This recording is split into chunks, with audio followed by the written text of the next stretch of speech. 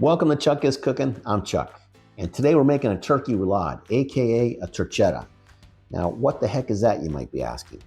Basically, it's like a jelly roll, only it's turkey. You might also be asking, why the heck would I want to make that? Well, there's a couple reasons. Maybe you're tired of the same old turkey on Thanksgiving, or you want to make something that's a bit more elegant. Or maybe you don't have the time to cook a whole bird. You can prep the roulade days or even weeks ahead of time, and then simply cook it when you're ready. But we can talk more about that later. For now, let me introduce the players for my version of a turkey roulade. And we have here one bone-in turkey breast with the skin. Experience has shown me that you're going to need a little extra skin, so I have some chicken breasts here with the skin on. And you need a filling. Now, for the purpose of showing how easy you can make it, I have store-bought pesto, stuffing, and prosciutto. So, enough chit-chat. We can talk more later. Let's get cooking. I love turkeys! Okay. The first step is to remove the skin from the turkey breast, and you want to keep it in one piece as much as possible.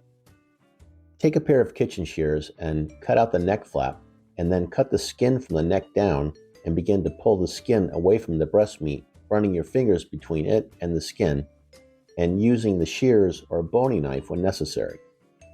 If the skin gets too slippery, a paper towel might help to grab it. Did you know roulade is a French term which means to roll? In this case, we're doing it with a turkey breast, but you can make a roulade with any kind of protein or pastry, really. The term turchetta refers to a porchetta, which is a stuffed pork loin rolled in pork belly fat. Once the skin is removed, set it aside and move on to step 2, which is to remove the 2 turkey breasts from the bone. You want to just run your boning knife along the breastbone or crown as close to the bone as possible, pulling the breast meat away as you go. Now, you might be tempted to throw away the breastbone and scraps. A better option is to use them or freeze them to make your own turkey stock for your gravy and dressing.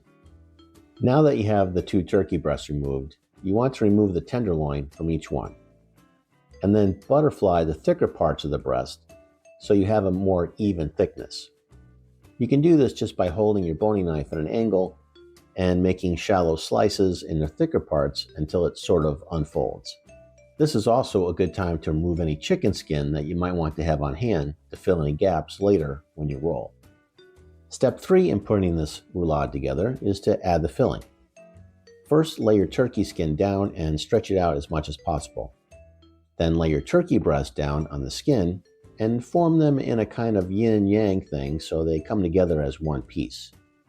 Then gently score the breast in a cross-hatch fashion, making 1/4-inch slices across them both.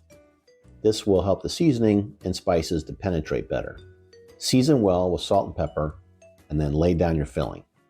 Now I'm using store-bought pesto just to keep it simple, but you can let your imagination run wild if you want and make your own with whatever herbs you like. For example, sage and rosemary, lemon zest, pine nuts, olives, apples, cranberries, all valid options. In my case, I'm going to add some prosciutto. Again, you can use just about anything here, like ham, bacon, sausage, or nothing at all. On top of the prosciutto, I'm going to lay down the stuffing. Again, just as an example of simplicity, I'm using stuffing from a box, but you can make your own or leave it out entirely. The final step, step 4, in putting the roulade together is probably the most difficult part of the whole thing, and that's rolling it up. You're not going to be able to roll the turkey or skin in upon itself. The goal is to create a cylinder or roll by getting the 2 edges to overlap just enough to tie it. To be honest, I struggled quite a bit with this because I added so much to the filling and it was quite slippery. In the end, the chicken skin helped save the day by filling the gaps so I could tie it all together. Once you have it somewhat formed, slide 6 or more strings of twine under the roll and then go ahead and tie it together. Now I should mention there are other ways to put this all together. For example, Guy Fieri simply folds it over like a Denver omelet. Martha Stewart leaves the skin off entirely and uses bacon to wrap the roll. But I feel this is the best option for having a good-looking centerpiece of the table, and I learned to do it from watching Kenji Lopez Alt. It does take some time. In my case, it took about 12 minutes. But after some trial and error, I finally got it. This could be a lot simpler for you. It just depends on the amount of filling.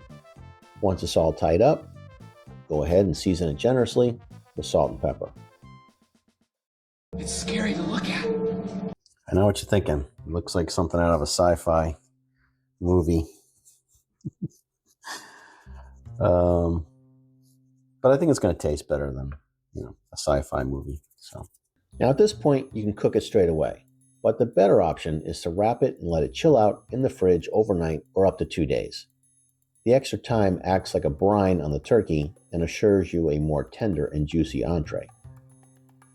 Of course, you can also freeze the roulade and cook it whenever you're ready. In my case, I'm going to sous vide it, but you can cook the roulade by smoking or grilling it or popping it in the oven at 350 degrees for an hour or so until it reaches 155 degrees internal. Okay, well, it's been 2 days, and this is what we look like. We're going to fill this up. We're going to set this temperature at 140 degrees, and we're going to cook it for at least 4 hours. That's one of the beautiful things about it is after I get this going, I can go back out, finish what I was doing. I don't have to worry about it. The window for cooking this is anywhere from 3 to 6 hours, so I'm kind of going to split the difference there and do 4.5 hours at 140 degrees. And the reason it can be so low, the temperature, is because at 140 degrees over that long period of time, it's going to pasteurize any bacteria that might be in the turkey or on the turkey. Whereas opposed if you did it in the oven, you'd have to cook it to 165, 155 anyway. So it should be pretty tender. It should be pretty juicy at 140. We'll see. I'll see you in about 4 hours. Okay, well, it's been 4.5 hours and my turkey roulade is ready to go. Imagine you just came home from the football game and everyone's looking forward to Thanksgiving dinner and you already have the turkey cooked. Now at this point, you're only 20 minutes away from eating, but there isn't any rush because you can still leave the roulade in the water bath for another 90 minutes. That gives you plenty of time to get your sides ready. Once you're ready to go, you take it out, snip the end of the bag, drain the juices into your gravy if you want. You don't have to.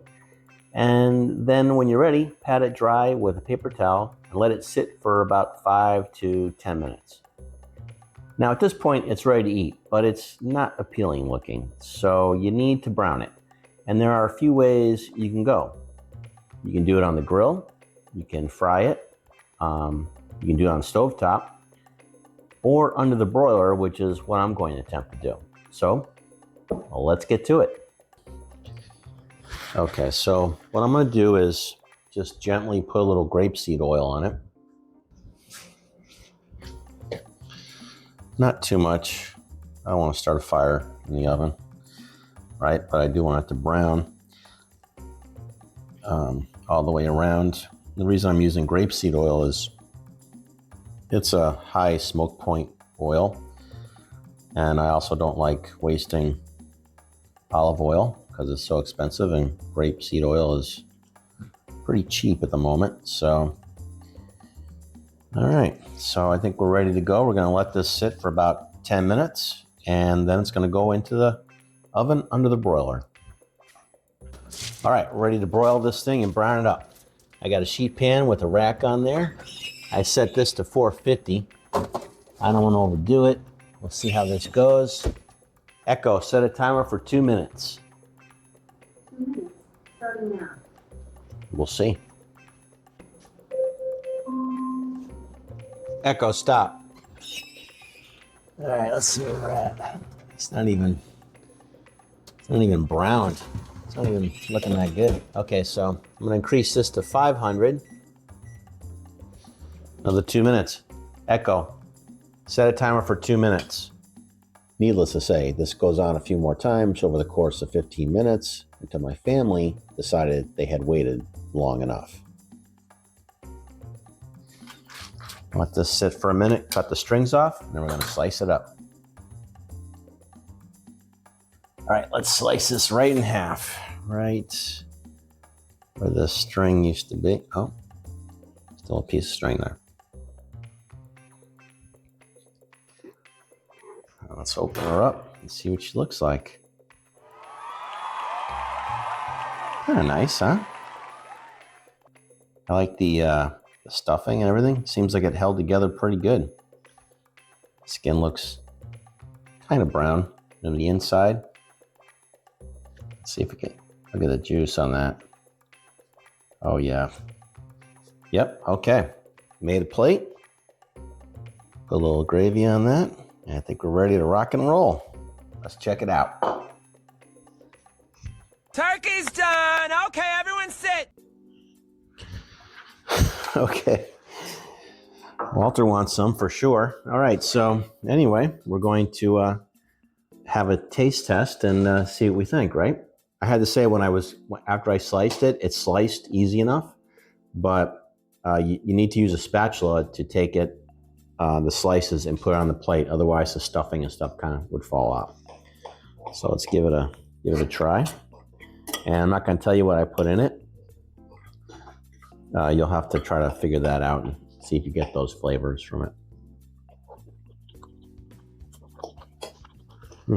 Well, the turkey breast itself, super tender and moist. Yeah. I mean, wow, that's real good. Even if it's like a piece that's nice and juicy. So what flavors are you kind of picking up a little bit? Rosemary and thyme. Actually, what I used was pesto. Really? Okay. Yeah, but I didn't use a can or a jar of pesto. I used the fresh pesto that's in the produce section. Now, is there anything besides the stuffing? Do you detect anything else that might be in there? Is it like a porchetta or bacon? It's a prosciutto. That's what yeah. This is actually pretty good. I got to say, putting it together, it was a hot mess. It was all kind of coming out and everything, but once I vacuum packed it, it held together pretty well and cooked really good. But yeah, I think this is a winner. What do you think? Yeah, it's really good. It is good. I like the flavor profile. The prosciutto and the pesto actually work together really well.